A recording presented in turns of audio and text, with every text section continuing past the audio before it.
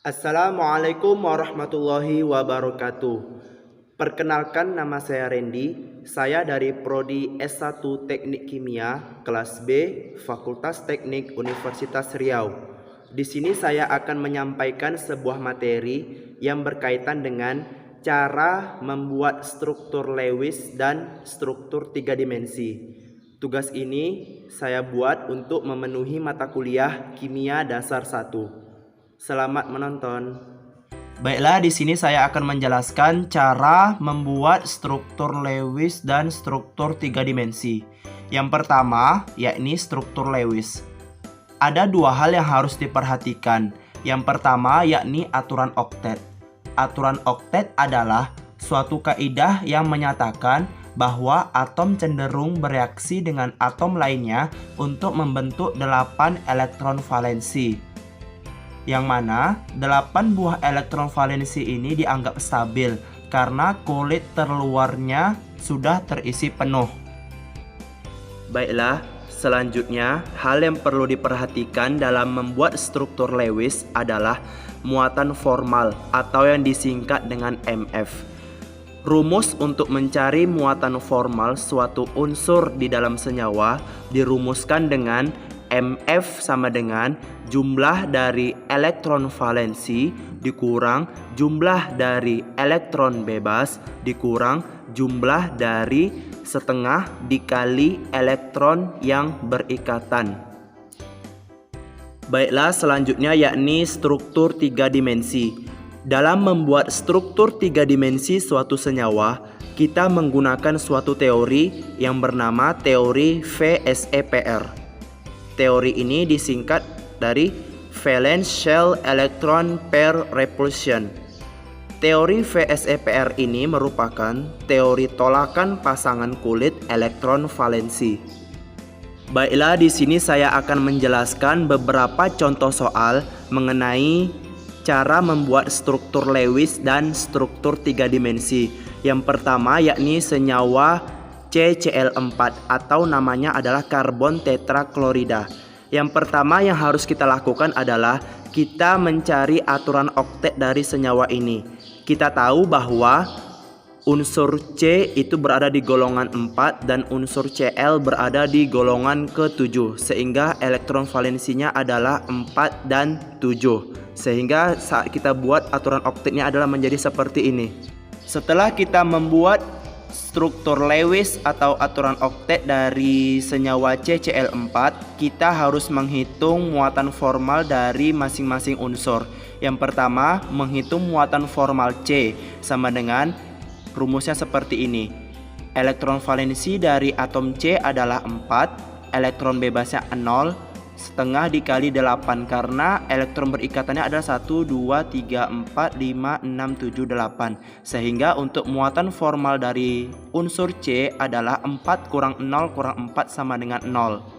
Setelah itu kita harus menghitung juga muatan formal dari unsur Cl, yang mana rumusnya adalah seperti yang di atas.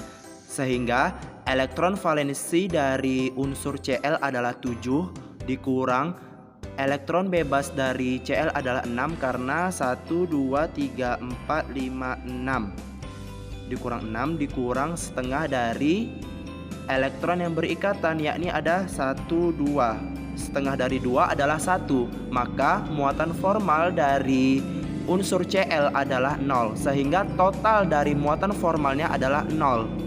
Setelah kita menghitung muatan formal dari unsur C dan unsur Cl, kita harus mencari bentuk molekul dari senyawa CCl4 atau karbon tetraklorida.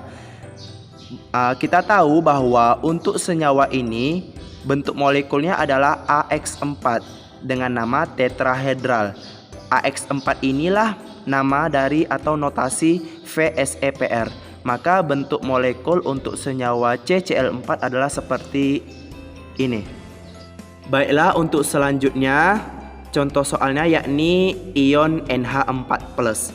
Kita tahu bahwa untuk unsur N berada di golongan 5A, sehingga elektron valensinya adalah 5. Sedangkan untuk unsur H berada di golongan 1A, sehingga elektron valensinya adalah 1. Setelah kita mendapatkan elektron valensinya, kita harus menggambarkan struktur Lewisnya. Bahwa N ada 5, elektron valensinya 1, 2, 3, 4, 5. Dia mengikat 4 unsur atau 4 atom H, diberi tanda positif karena dia ion bermuatan positif. Setelah kita mencari struktur Lewis dari ion NH4+, kita harus menentukan muatan formal dari masing-masing unsur. Yang pertama, untuk muatan formal dari unsur H itu sama dengan 1 dikurang 0 dikurang setengah kali 2. 1 didapatkan dari elektron valensinya atom H, 0 itu adalah elektron bebas, dan setengah dikali elektron yang berikatan, yaitu 1, 2. Sehingga untuk muatan formal dari unsur H adalah 0. Setelah kita mencari muatan formal dari unsur H, kita harus mencari muatan formal dari unsur N. Yang mana rumusnya seperti yang sudah saya jelaskan tadi, bahwa mencarinya adalah 5 dikurang 0 dikurang setengah dari 8. 5 ini merupakan elektron valensi dari unsur N, 0 merupakan elektron bebas, dan 8 ini adalah elektron yang berikatan.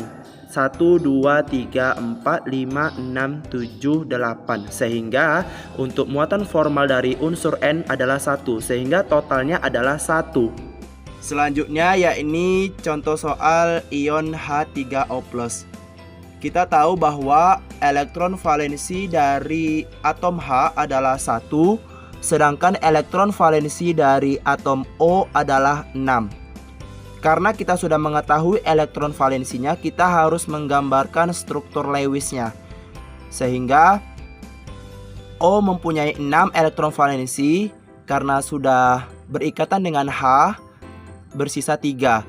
Tetapi karena ada ion bermuatan positif ditambah tanda positif, dan hasilnya akan menjadi seperti ini.